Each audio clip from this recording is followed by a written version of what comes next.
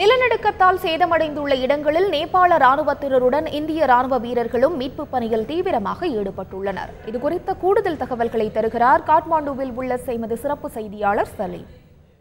நேபாள் காட்மண்டுல சேதங்கள் எப்படி இருக்குது அப்படின்னு சொல்லி பார்த்து சாலையில் நடந்து கொண்டு போயிருந்தோம். அப்போ பார்த்தா இந்திய ராணுவத்தோட வண்டி ஒன்று வந்திருக்கு.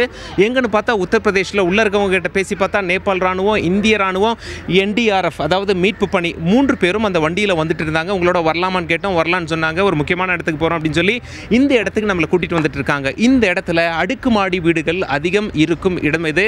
மக்கள் எல்லாரும் சோகத்தில் இருக்காங்க. ஏன்னா தங்களுடைய உறவினர் நிறைய பேர் அவங்க இழந்து விட்டார்கள்.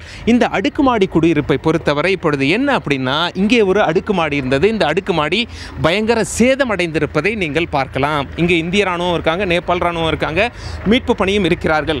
இந்த அடுக்குமாடியை பொறுத்தவரை நேற்று தான் என்ன பண்ணியிருக்காங்க அப்படின்னா, அதாவது இந்த இடத்துல 4 மனித உடல்களை மீட்டெடுத்திருக்கிறார்கள்.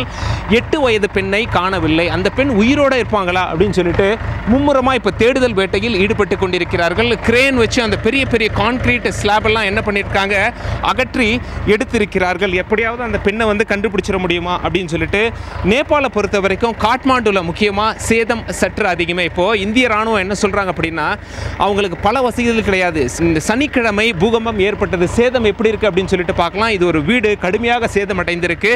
யாருமே இல்லை. இந்த அடுக்குமாடி குடியிருப்பில் ஒரே மனிதர் கூட வசிக்கவில்லை. எல்லாரும் கிளம்பிட்டாங்க. ஒரு சில பேர்லாம் என்ன சொல்கிறாங்க, ஒன்றுமே இல்லாமல் எங்கே போக முடியும், ஏதாவது இருக்கிறதாவது எடுத்துகிட்டு போகிறோம் அப்படின்னு சொல்லி ராணுவத்தோட உதவியோட வீட்டில் இருக்கிறதெல்லாம் ஒன்று ஒன்றா எடுத்து மூட்டை கட்டி வச்சு அந்த மூட்டையை கொண்டு செல்வதை நாம் பார்க்க முடிகிறது.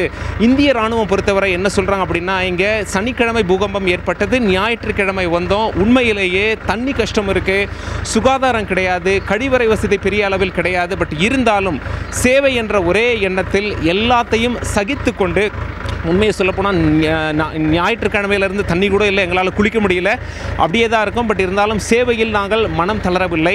இன்னும் கொஞ்ச நாள் தான் இருக்க போகிறோம், முழு மூச்சில் வேலை செய்ய போகிறோம் அப்படின்னு சொல்லிட்டு ரொம்ப நம்பிக்கையோட தெம்பாக இந்திய ராணுவம் நமக்கு பேட்டியளித்து கொண்டிருந்தார்கள். நேபாளில் காட்மாண்டுவிலிருந்து தந்தி செய்திகளுக்காக கேமரா பர்சன் புபேந்தர் சிங்குடன் சலீம்.